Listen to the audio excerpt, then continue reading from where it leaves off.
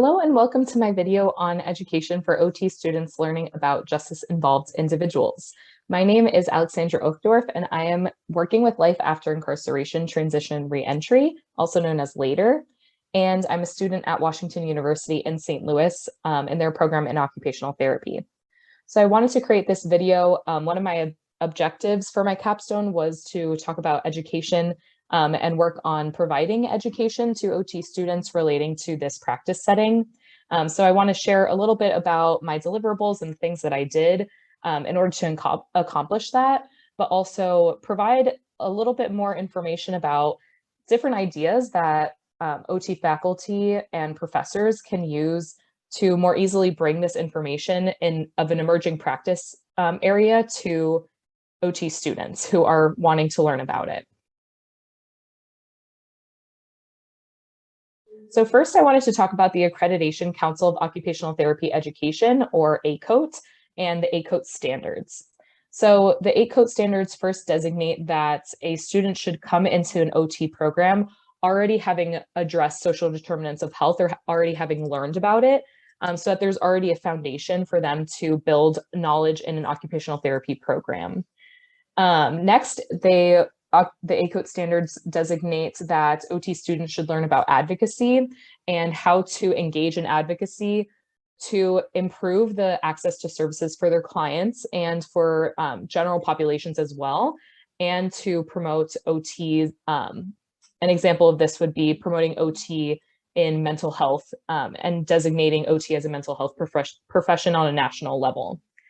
Next is learning about systems and structures that create legislation. This kind of goes in hand with the advocacy objective, but thinking about how OTs can practice in a community level, but even higher than that, going to a state level and a national level, and how OT can influence health inequity and to help public health and provide OT to those that need it. And lastly, thinking about field work, there is a designation that OT students should have some sort of field work or clinical experience working on the mental health side of things. So working in behavioral health or psychological and social factors. So I think it's pretty commonly experienced as a level 1. And this really allows students to have hands-on clinical experience addressing psychosocial factors through occupation.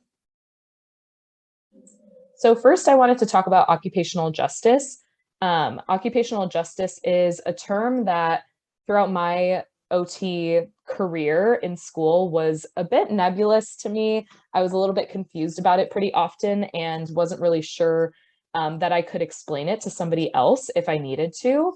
But I kind of threw myself into that and challenged myself to learn more about occupational justice so that I would be able to explain it to others. And it was something that was a pretty big focus of a series of events that I held regarding OT and our work with justice-involved individuals.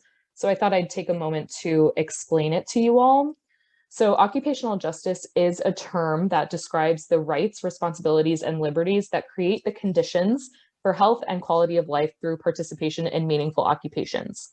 So that term seems a little bit confusing to me, so I wanted to break it down a little bit. Occupational justice is, to me, occupational justice is sort of like social justice, but through an occupational lens. So it's really looking at the rights, the responsibilities, the liberties, the agency that somebody has in order to engage in their meaningful occupations, which then determines their quality of life. So we know that being able to engage in meaningful occupations does impact a person's physical and mental well-being.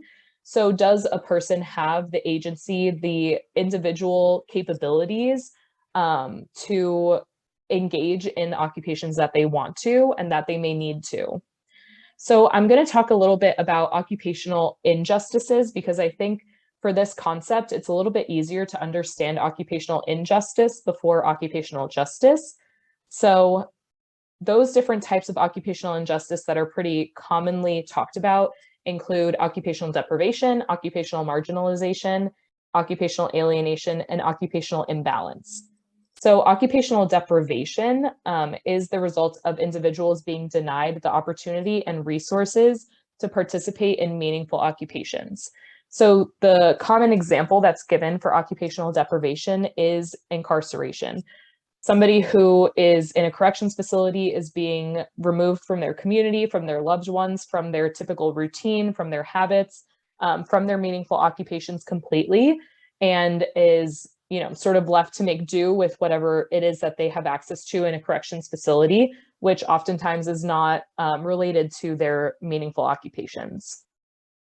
And we know that occupational deprivation in incarceration does impact a person's mental and physical well-being, which is where programs like Later are trying to intervene and provide rehabilitation to people that are experiencing this occupational deprivation.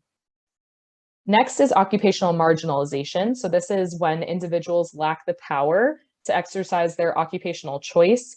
And it's pretty commonly seen through stigma of illness or disability. And occupational marginalization is typically referring to more of a systemic failure. So more of a systems reason that something is not going well, or that's the reason that people don't have the agency to engage in their occupational choice. So occupational marginalization, an example of that often comes to my mind is anti-homeless architecture. So anti-homeless architecture, for those that don't know, is architecture in public spaces that are created to purposely keep people experiencing homelessness out of those spaces. So a pretty common one that you'll see is bus benches or park benches that don't have armrests on them, or do have armrests on them, sorry, in the middle of the bench that prevents somebody from being able to lay down. Another thing that I've seen of anti-homeless architecture will be structures that have low-lying flat surfaces that, rather than just leaving them flat, will then put spikes on them to prevent somebody from laying on them. Next is occupational alienation, which is when people are required to participate in occupations that they find meaningless with little recognition or reward. And an example of this that comes to mind is sort of a personal example, but I think is important for occupational therapy and for understanding occupational injustice outside of a setting like the criminal justice system. So I often think about my grandmother when she was living in a senior independent living facility. And the reason that I think about this is because I think OTs are really commonly seen in those sorts of locations, in nursing homes, independent living facilities, that sort of setting.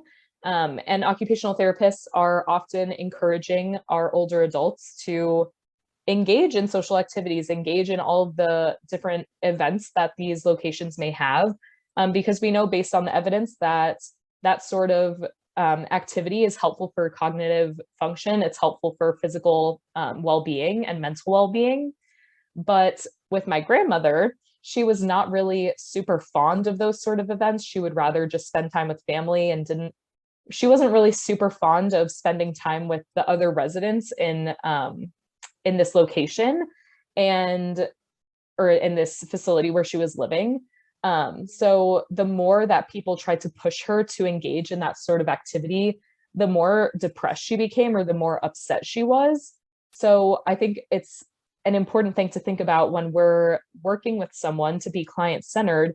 It really is important that we're not just pushing different activities on someone, different occupations on someone, different goals on someone that really does not care about those things, because then you're leading them to be alienated in their own occupations. Another example of occupational alienation that I think is important to think of is migrant farm workers are often working extreme hours under extreme conditions for very little pay. And so they're really not getting the recognition and reward that they should be for the amount of effort that they're putting into it. Next is occupational imbalance, and that is looking at when someone's over or under occupied. And I think a really easy way to think about occupational imbalance is being over or underemployed. So when someone's overemployed, they may not have the time, the energy to go out to doctor's appointments or engage in some sort of physical activity or meal plan healthy meals, which then can lead to worse health. But somebody who's underemployed or unemployed may not have the financial resources, the insurance, may also not have the time to do those activities either, which can also lead to worse health. And then, of course, another classic example for any OT students is grad school. Occupational imbalance is pretty common, unfortunately, among grad students, especially around times like finals, the end of the semester, midterms, things like that. So we know that that's a really pretty common experience. So as promised, I wanted to talk about occupational injustices so that you could understand occupational rights or what occupational justice does look like. So you can pause the screen, but I'm going to kind of ask you which one of these refers more closely to which sort of occupational injustice. So you can pause or just keep watching, whatever it is that you would rather do. But the first one is the right to experience occupation as meaningful and enriching. So if somebody wasn't given that right to experience occupation as meaningful and enriching, what would that be? Occupational alienation. So remember with my example from my grandmother, she wasn't really experiencing those events as being meaningful and enriching. Actually, they were doing the opposite to that. So that's occupational alienation. Next is the right to develop through participation in occupations for health and social inclusion. So having the right to kind of participate in the occupations that you want. Occupational deprivation. That's what happens when someone isn't given access to their typical occupations. Next is the right to exert individual or population autonomy through choice in occupations. And that would be occupational marginalization if that was not being fulfilled. Remember, occupational marginalization is more of that higher level, systemic level that maybe is referring to legislation and infrastructure, things like that. And finally, the right to benefit from fair privileges for diverse participation in occupations is occupational imbalance. So now I want to talk a little bit about my OT and Justice Involved Individuals event.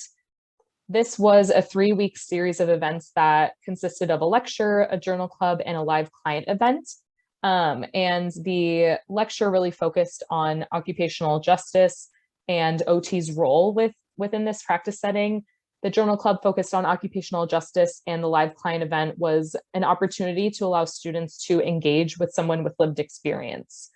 So the lecture had 8 participants, the journal club had 2, and the live client had 2.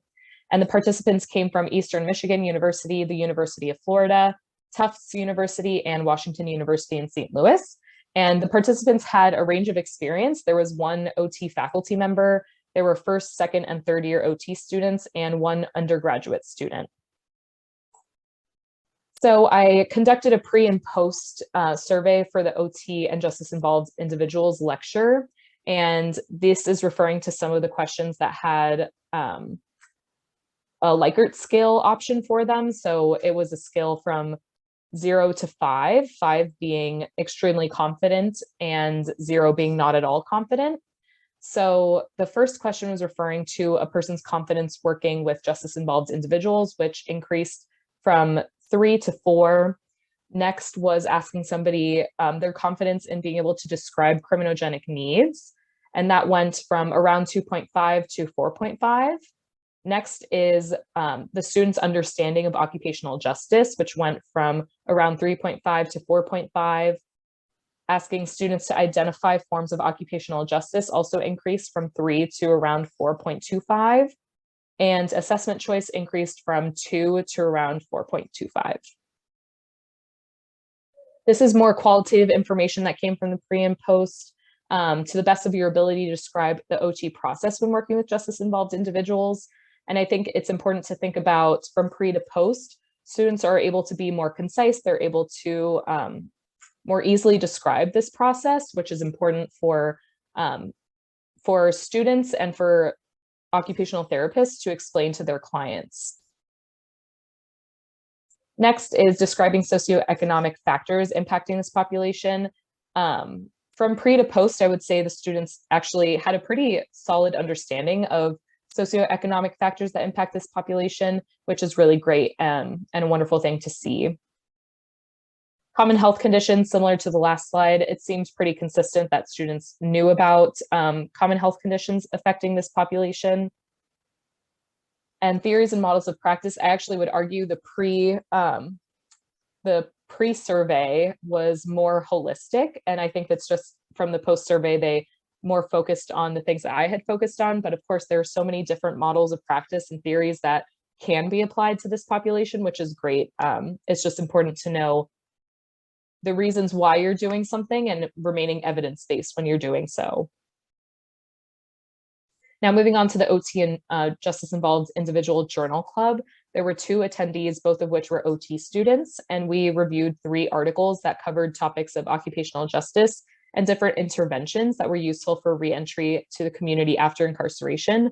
So those interventions, one of them was a peer support intervention, so that somebody has a peer with lived experience with them. And then the other one was looking at a circles intervention, so giving people circles of support when they're re-entering the community in order to support success and prevent reoffending.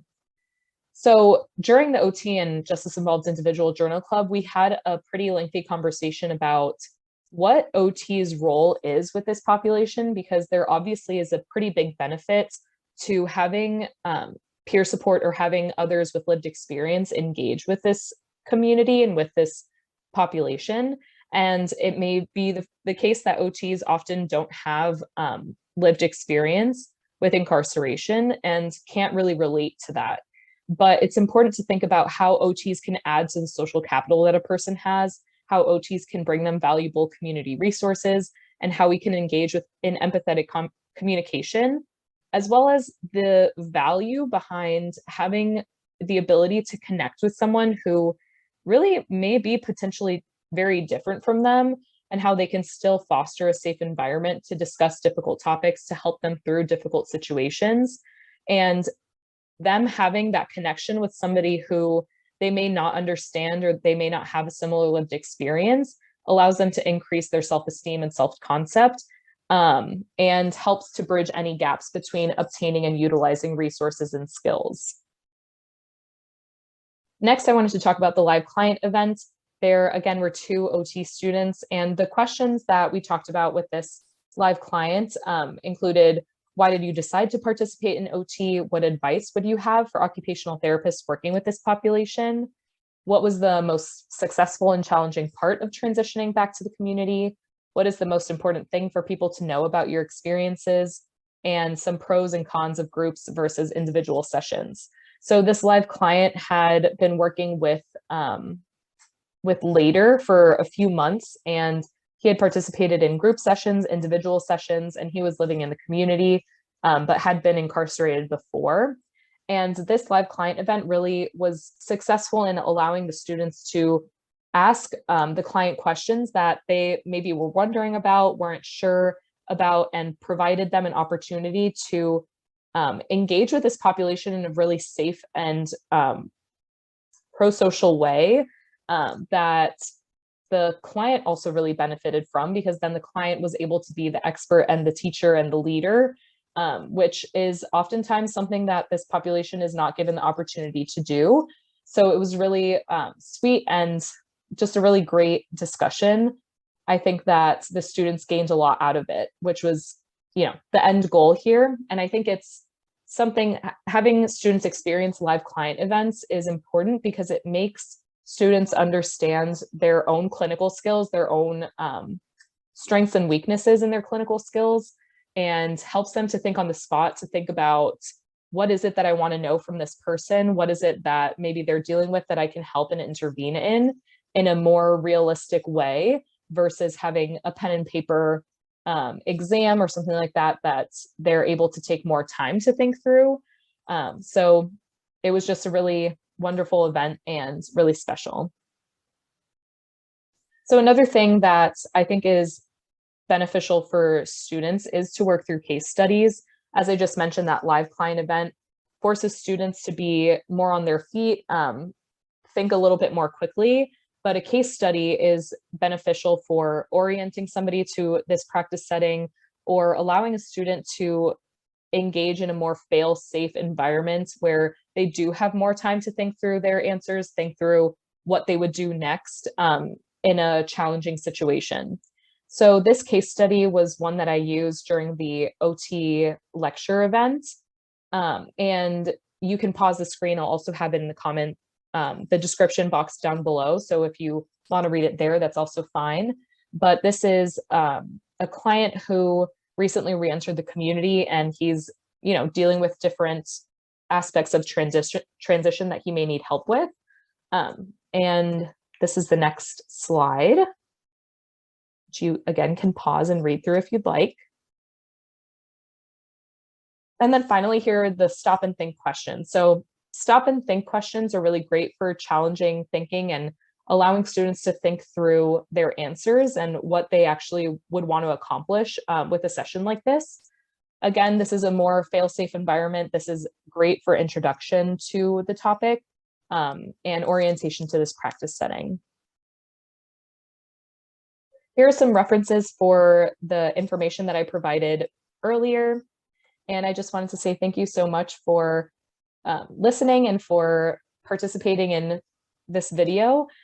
If you have any questions or comments, please leave them down below. I'm happy to continue this conversation further.